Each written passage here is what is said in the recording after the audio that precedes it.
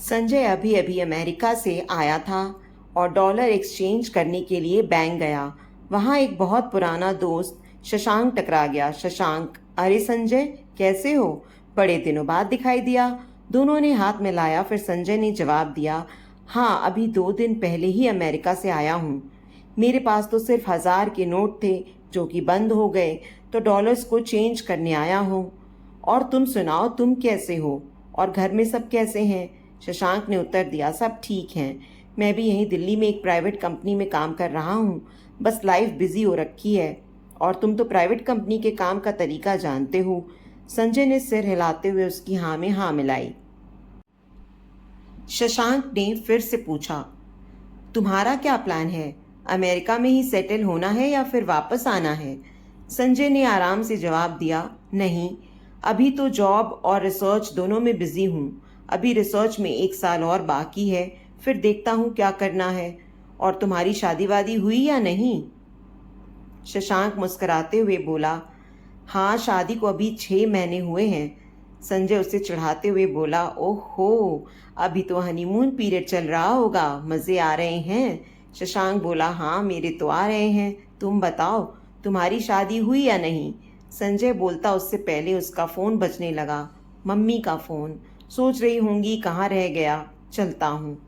शशांक ने पूछा, कब तक हो? संजय ने कहा, अभी तो 3 हफ्ते हूँ। चल इस वीकेंड मेरे घर डिनर पर आ जा। मेरा नंबर नोट कर लो, एड्रेस तो तुझे पता है। संजय ने कहा, हाँ ठीक है, देखता हूँ। अरे देखता क्या हूँ, तुझे आना ही होगा। कम से कम कुछ पुरानी यादें ही ताज़ा कर लेंगे। शशांक ने ऑर्डर देते हुए कहा। संजय, ठीक है, मिलता हूँ। संजय की माँ भी उसकी शादी के लिए एक एक फोटो लाकर उसको दिखाती थी ताकि शायद वो शादी के लिए राजी हो जाए। पर संजय मना कर करके परेशान हो गया था। एक ही हफ्ते में वो घर से भागने का बहाना खोजने लगने लगा था। शशांक के घर जाना भी एक बहाना था पीछा छुड़ाने का। वो शनिवार शाम को शशांक के घर चला गया। शशांक ने दरवाज़ा खोला और खुशी खुशी उसे अंदर बुलाया। शशांक, बैठो संजय, और बताओ कैसे दिन कट रहे हैं इंडिया में? संजय अपनी फ्रस्ट्रेशन निकालते हुए बोला, अरे पूछो मत, मम्मी तो शादी के लिए हाथ धोकर पीछे पड़ी हैं। मैं तो तंग आ गया। शशांक ठहाका लगाते बोला, माँ लोगों का तो काम ही यही है, बच्चे बड़े होने के बाद बस शादी के लिए पीछे पड़ी रहती हैं। अब मेरा ही देख लो, शादी तय करने गई थी बड़े भाई की, उन्हें सपना भी पसंद आ गई मेरी वाइफ, तो मेरी भी शादी साथ में ही कर दी।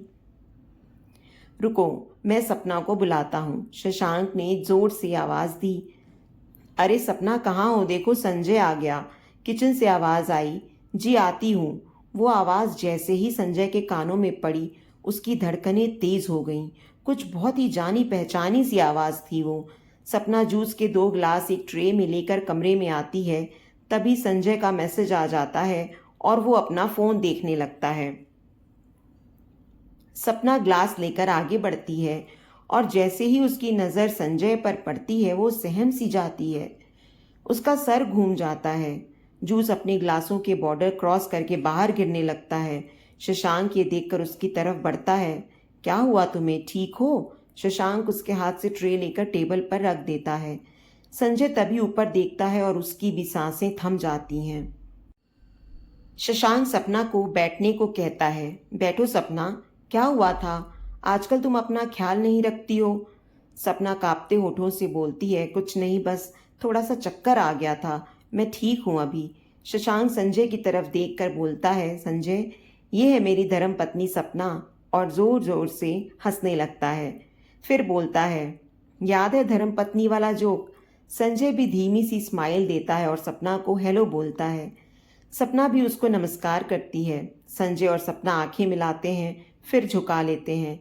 दोनों को डर था कहीं उनकी आंखों की जुबान कोई और न पढ़ ले। अब कमरे में सिर्फ शशांक ही बोल रहा था। संजय, मैं बताना भूल गया, मैंने अमित और जय को भी बुलाया है, दोनों आते ही होंगे। तभी दरवाजे की घंटी बजती है और शशांक दरवाज़ा खोलने चला जाता है। शशांक के जाते ही संजय सवालिया निगाहों से सपना की तरफ देखता है। सपना भी उसे देखती है, पर जवाब ना दे पाने की वजह से वहां से उठकर चली जाती है। शशांक अमित और जय के साथ अंदर आता है और सारे दोस्त वापस आपस में मिलते हैं। सारे दोस्त बात कर रहे हैं, ठहाके लगा रहे हैं। सपना रसोई में अपने कांपते हुए शरीर को संभालने की कोशिश कर रही है। तभी शशांक के आने की आहट होती है तो वो खाना गर्म करने लग जाती है। शशांक अंदर आकर उससे पूछता है, तुम ठीक हो ना? सपना मुस्कुराते हुए बोलती है, हाँ मैं ठीक हूँ। खाना गर्म कर रही हूँ, आप लगा दो टेबल पर, तब तक मैं चपाती बनाती हूँ। ठीक है कहकर शशांक बाहर चला जाता है। अपने दोस्तों को हाथ धोने को कहकर खुद टेबल सेट करने लगता है। सभी दोस्त टेबल पर बैठ जाते हैं और शशांक सबको सामान पास करता है। तभी सपना चपाती लेकर आती है। अमित और जय उसको नमस्ते करते हैं। सपना भी सर हिलाकर जवाब देती है। अमित कहता है, भाभी आप भी बैठो, हम सब सर्व कर लेंगे। सपना कहती है, तुम लोग शुरू करो, मैं थोड़ी और चपाती लेकर आती हूँ। सपना अंदर से और चपाती लेकर आती है और शशांक उसको भी बैठा देता है सबके साथ खाने के लिए। जय सपना की तारीफ में बोलता है, भाभी बहुत अच्छा खाना बनाया है, बहुत टेस्टी है। अमित भी हाँ में हाँ मिलाता है। संजय भी हल्की सी स्माइल के साथ हामी भरता है। शशांक खुशी से चौड़ा हो जाता है अपनी पत्नी की तारीफ सुनकर। जय संजय से पूछता है, शादी कब कर रहे हो? इससे पहले कि वो जवाब देता शशांक बोल पड़ता है, क्यों बे, तेरी शादी हो रही है तो तू क्यों सबकी करवाने में लगा है? अमित मजाक में बोलता है, सोच रहा है अकेले कुएं में क्यों गिरूं, सबको ले चलता हूं। सब जोर जोर से हंसने लगते हैं।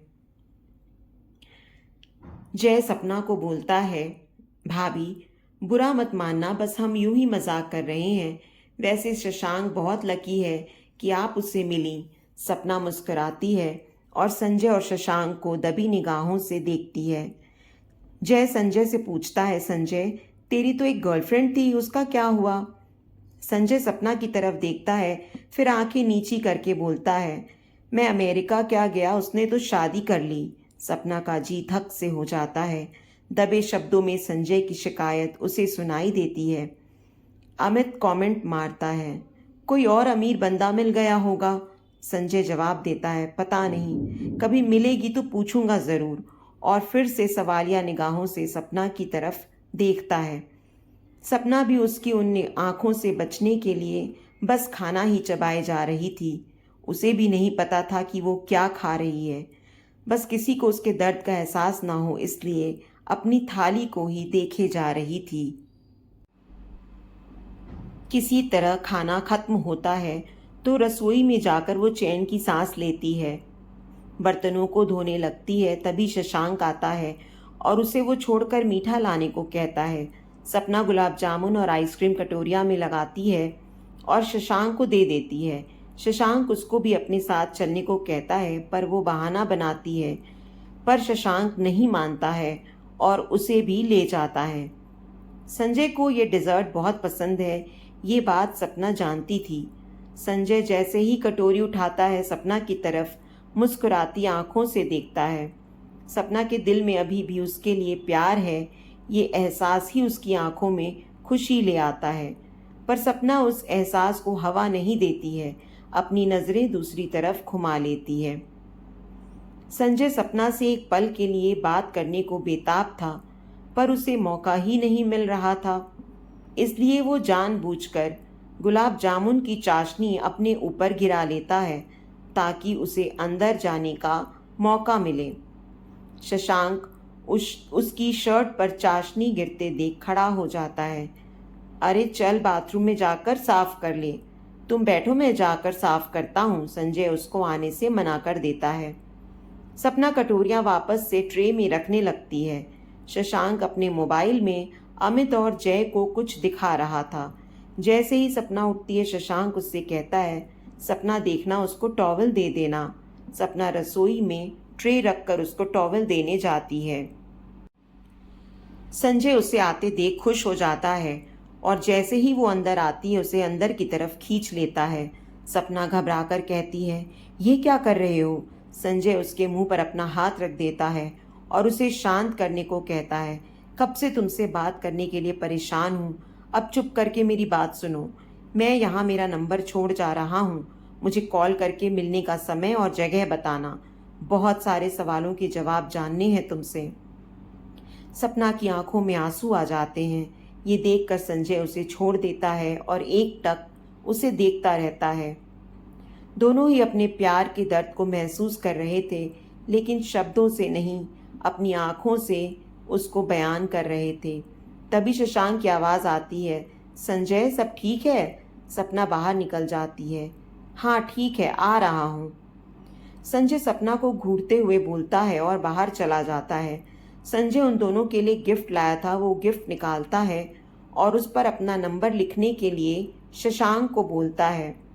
तेरे पास पेन है शशांक? हाँ देता हूँ। संजय, तुम्हारी वाइफ का नाम नहीं मालूम था इसलिए नाम नहीं लिखा, अब लिख देता हूँ। सपना है ना? शशांक, हाँ। लेकिन इसकी क्या ज़रूरत थी? संजय, तेरे लिए थोड़े लाया हूँ, सपना के लिए, सॉरी भाभी के लिए लाया हूँ। शशांक, अच्छा तो उसको बुलाता हूँ, उसी को दे देना।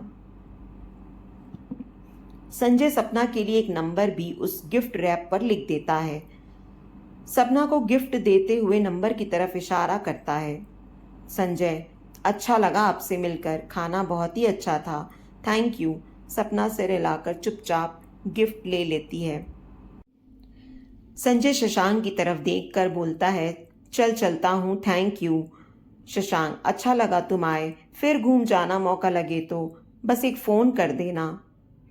घर से बाहर निकलते हुए संजय को एहसास हुआ कि अगर सपना ने फ़ोन नहीं किया तो उसको सपना का नंबर चाहिए था, इसलिए बोला, हाँ देखता हूँ शशांक, तेरा नंबर लग नहीं रहा था कल, मैंने ट्राई किया था। शशांक, अच्छा तू एक काम कर, सपना का नंबर लिख ले, इस पर मैसेज छोड़ दियो।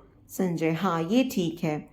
सपना पीछे खड़ी संजय की बेचैनियों को समझ रही थी, लेकिन वो अपनी मजबूरियों को भी जानती थी। उसे समझ नहीं आ रहा था कि वो करे तो क्या करे।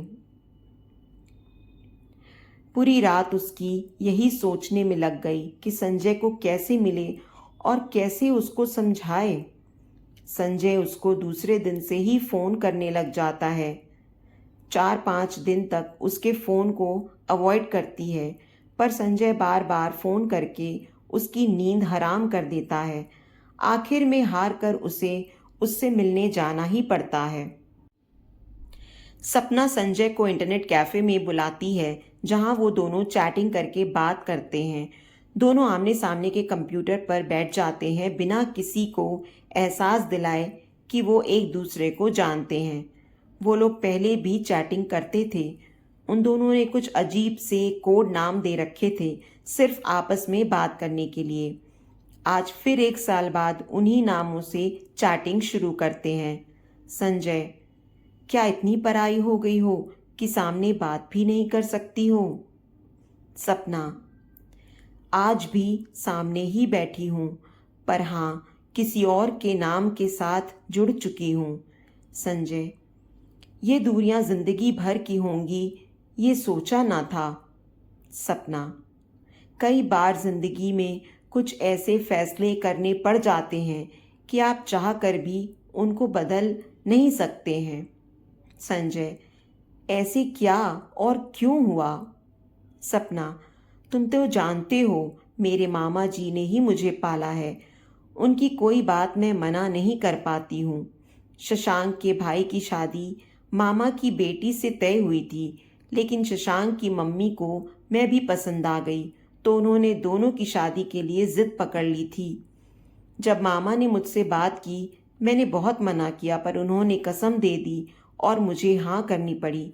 मामा भी 2 बेटियों की शादी के लिए पैसे नहीं जुटा सकते थे, इसलिए वो भी इस बात से बहुत खुश थे कि एक ही खर्चे में दोनों बेटी की शादी हो जाएगी।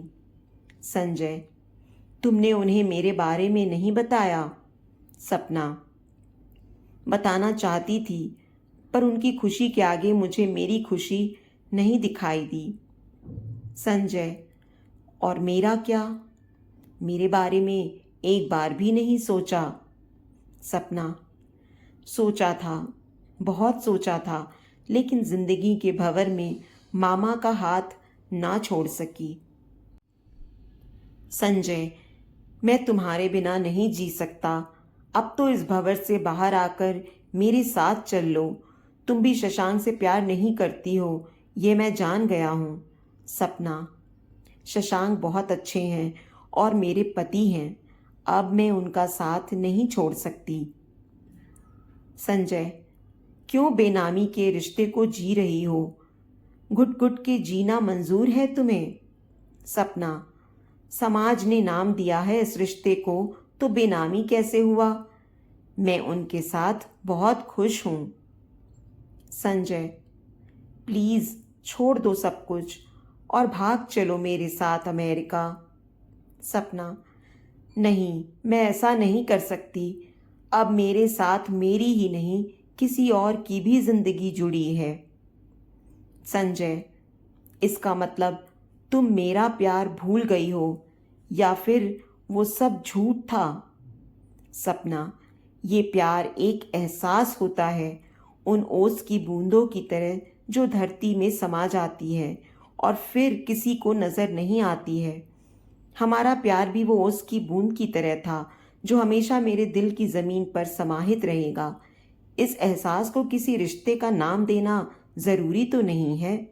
संजय, मैं जरा सा दूर क्या गया, तुमने तो राह ही बदल ली। सपना, तुम्हारे साथ कुछ पलों के लिए जिस राह पर चली थी वो बहुत ही खुशगवार थी। उन राहों में लिखी कहानी शायद मैं कभी नहीं मिटा पाऊंगी, लेकिन अब और उन राहों पर नहीं चल पाऊंगी। संजय, तो क्या हमारा सफ़र यहीं तक था? सपना, हाँ, अब तुम कोई दूसरा हमसफ़र ढूंढ लो। मैं 4 कदम चली तो थी मंजिल पाने के लिए, पर किस्मत ने मेरी राह ही बदल दी। संजय, तुम चाहो तो फिर से राह बदल सकती हो। सपना, प्यार का एहसास ही काफ़ी है मेरे लिए। मुझे मजबूर करके उन फूलों को दफन मत करो।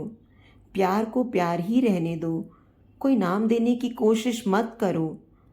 संजय, अब मैं और क्या कहूँ जब तुमने तय कर ही लिया है तो।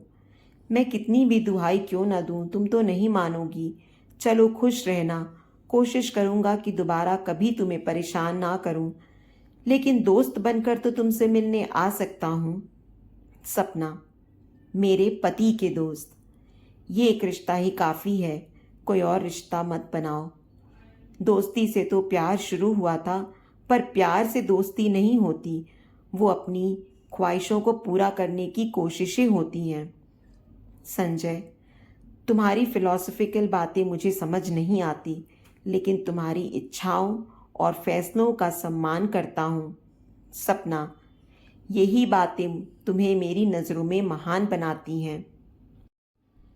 संजय ने उसकी तरफ देखा और हंसा। जलते तवे पर पानी नहीं छिड़का करते। सपना, तवा ठंडा हो गया हो तो मैं अब चलती हूँ, बहुत देर हो गई है। बस यही दुआ है कि तुम सदा खुश रहो और कामयाबी की ओर बढ़ते रहो। बाय। संजय, बाय। दोनों एक साथ खड़े हुए और पहले सपना फिर संजय कैफे से बाहर निकले।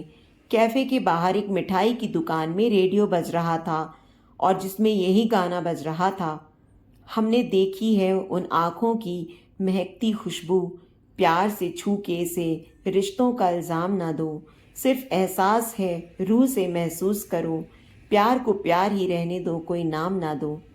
दोनों ने एक दूसरे की तरफ देखा और अलग अलग रास्तों पर निकल गए। जिंदगी में हर चीज़ मिल जाए ऐसा ज़रूरी तो नहीं। ख्वाहिशें तो 1000 होती हैं, पर कुछ ही पूरी हो जाएं तो क्या काफ़ी नहीं है? हर रिश्ते का एक नाम हो ऐसा तो कहीं नहीं लिखा है, पर हर रिश्ते का सम्मान हो ऐसा तो हम सब कर ही सकते हैं। तो दोस्तों, उम्मीद करती हूँ आपको आज की हमारी कहानी पसंद आई होगी। कहानी पसंद आई है तो वीडियो को लाइक करें, चैनल पर नए हैं तो चैनल को सब्सक्राइब करें और हाँ, नोटिफिकेशन बेल को ज़रूर दबाएं ताकि अगली अपडेट सबसे पहले आपको मिले।